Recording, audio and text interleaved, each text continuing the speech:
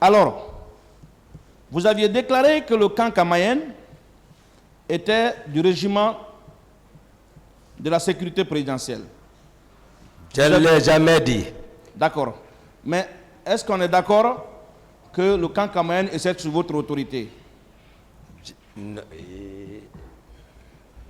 Est-ce qu'on est d'accord? Non. Le camp Kamayenne n'était pas sous votre autorité. Pourquoi vous n'aviez pas sollicité alors le renfort du camp Kamayenne pour venir sauver des leaders et militants que vous avez trouvés en danger? Il ne relève pas de mon commandement.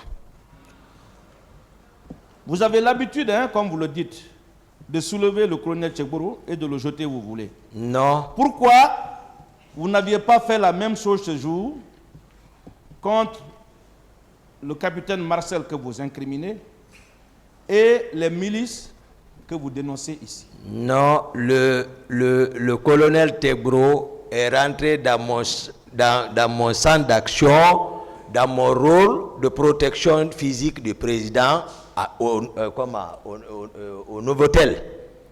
C'est ce qu'il a fallu d'être pris, envoyé à l'air. Parce que, comme je l'ai dit, là, on est venu à l'imprévu. Moi et le président, on montait, on n'avait placé aucun précurseur, on n'a rien vérifié là-bas, il vient s'intercaler entre nous, ce n'était pas sa place et je l'ai dégagé. Vous avez cette force-là de le dégager, de le prendre et de le lancer? Non, je ne m'apprécie pas. Alors moi, je pose la question n'a pas été répondue, voilà. Je la pose à nouveau. Pourquoi vous n'aviez pas pris aussi Marcel pour le jeter? Parce que vous l'avez vu en train de faire quelque chose d'anormal. Marcel, j'ai fini avec lui depuis à la présidence, lorsque je les ai dit de ne pas sortir. S'il sort, qui l'a donné l'ordre? Parce que Tchegboro, personne ne l'a donné l'ordre de venir s'intercaler entre moi et le président. Donc si Marcel, il a reçu l'ordre, c'est que j'ai dû entendre, il a reçu l'ordre, si je le vois sur le terrain, ce n'est pas mon problème. Je le connais bien, suffisamment connais, mais Tchegboro, je ne le connais pas bien. Donc vous l'avez vu en train de faire du mal et que vous n'avez pas réagi, c'est ça? Je ne pouvais pas, j'ai expliqué et j'ai répondu à ça, maître. D'accord. Est-ce que vous pouvez nous donner les noms des deux éléments que vous avez libérés au PM3 le 3 décembre 2009? Non, j'ai dit, même s'ils sont devant moi, je ne peux pas les reconnaître. Même s'ils sont arrêtés. Saviez-vous que le PM3 était un service de police judiciaire? Elle est encore? Elle était extrajudiciaire parce que même à notre temps, j'ai dit à notre temps, je ne sais pas maintenant. Oui, ça non, le capitaine Marcel, même dit ici qu'il a été torturé, il a été, c'est-à-dire, donc, le combien de temps il a passé là-bas, donc, pour nous, c'est un billet de courroux qui envoie quelqu'un là-bas.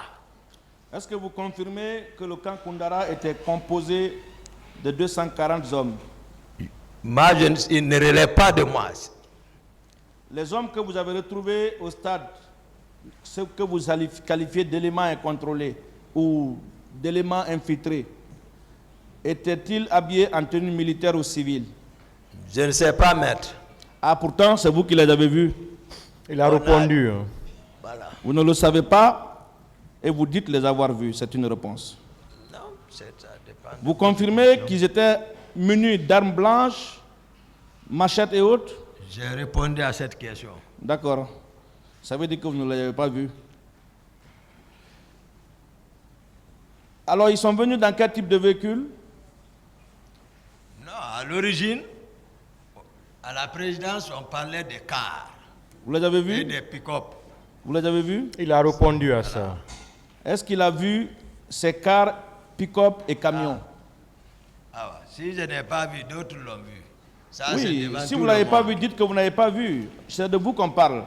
C'est à vous on pose la question. J'ai entendu Georges parler lui-même au téléphone. Moi, je ne dis pas que vous avez entendu. Mais j'ai vu, soyons d'accord quand même qu'il y avait des groupes à la présidence. Ça, si on dit envoie preuve, je ne sais pas. Il veut savoir si vous avez vu les cars. Non. Très bien, c'est une bonne réponse. Qu'il m'en soit donné acte primitif. Alors, une question très importante Et j'ai envie d'attirer l'attention là-dessus. Est-ce que vous savez la date à laquelle le premier recrutement a eu lieu à Kalea? Moi, je ne réponds pas à cette question. Savez-vous que c'était au mois d'août Je ne réponds pas à cette question. 2009?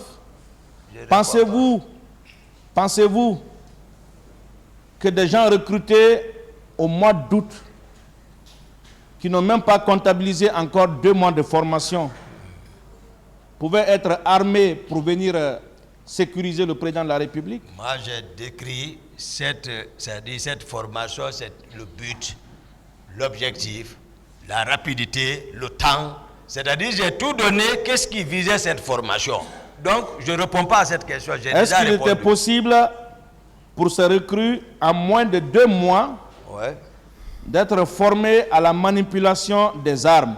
Et la garde pénitentiaire qui est arrêtée là, ici, là, ils viennent de quitter en formation. Formation cumulée, pas de repos. Nuit et jour, on cumule tout. En 2 mois, on finit. Bienvenue là. Et ils sont partis, ils ont fait comme 3 mois. Ils sont revenus et ils ont tiré. Donc, ce n'est pas la question, maître.